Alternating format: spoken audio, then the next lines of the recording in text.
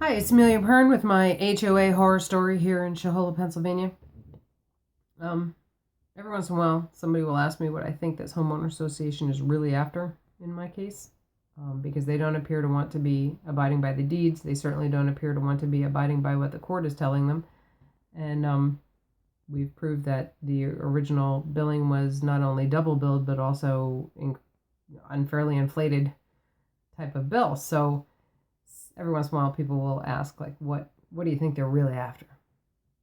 And there's been some theories and rumors on this. And in an effort to learn more about what happens with these cases, I've been paying attention to other cases. So there's a case from May of 2014 that became very interesting this summer. And the homeowner association, in that case, the homeowner association had sued the heirs of an estate for $12,000. Now, $12,000 doesn't really reflect what may or may not have been owed on that property. It is the maximum amount you can ask for at the magistrate court, which is faster and cheaper than taking it to other levels of court. So we don't know what really was or was not owed on that property. It's just a nice tidy sum to keep it there, to keep it at that level. So these people get sued at that time, and that home was owned since 1961, so that was prior to the homeowner association. So there's probably a really good argument there that that property never owed anything, but I don't know what they argued. I didn't see any court dockets beyond the magistrate level, so it is what it is. So the last docket, or the last information I see on the docket, is that the homeowner association gets $12,000 in change because they got the court fees.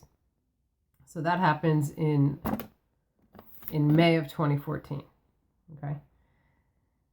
In September of 2016, the home is foreclosed on by the mortgage company. Now, in those 2 years, we don't know, did the homeowner association get paid? Did they not get paid from this on this judgment that they got? We don't know. But in September of 2016, the public records show that the home is foreclosed on by the bank. In December of 2016, one of the board members of the homeowner association buys up, this is like December 28th, buys up the tax lots right next door to this foreclosed house. Nothing particularly wrong with that, right? Everybody's entitled to buy tax lots. Okay. They had been available for a couple of years from this gentleman. He had done a bankruptcy and had owned quite a few lots, so there was quite a lot of tax lots available. So a board member buys up the tax lots next to the foreclosed home. A week after that, as luck would have it, the homeowner association takes title to that foreclosed home for $1. Now, the real estate, the valuation paperwork says on that the house is worth $58,000. So this is exceptionally generous of Wells Fargo to give away a $58,000 house for $1. I'm sure there's a story there. I don't know what it is, but I'm sure there's a bit of a story there because I have never known banks to be quite that generous. So now the HOA owns the foreclosed home, and a board member owns all the tax lots next to it. Okay.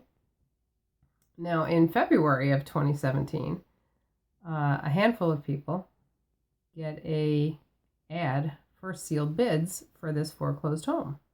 So the HOA sends out a little ad, says, listen, here's the house. There's no liens on it. There's no taxes. There's no nothing. It's free and clear. Send us your sealed bid. In June of 2017, this $58,000 house is won by the board member who owns the tax lots next door. What lucky people they are. They won the bid for $2,000 on a $58,000 house. Now you got to wonder, why did the house in all this time never go out on the open market? I mean, wouldn't it take a lot of the burden off of the general membership?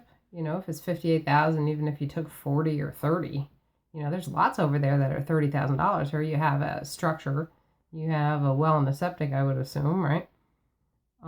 So you should have been able to get a few more pennies than $2,000 for this particular property. And that money can go back in the coffers, and you have a new owner in there who theoretically would then pay an assessment, and everybody gets a little bit lighter of a bill for like their roads or whatever. So I'm not sure why that didn't happen.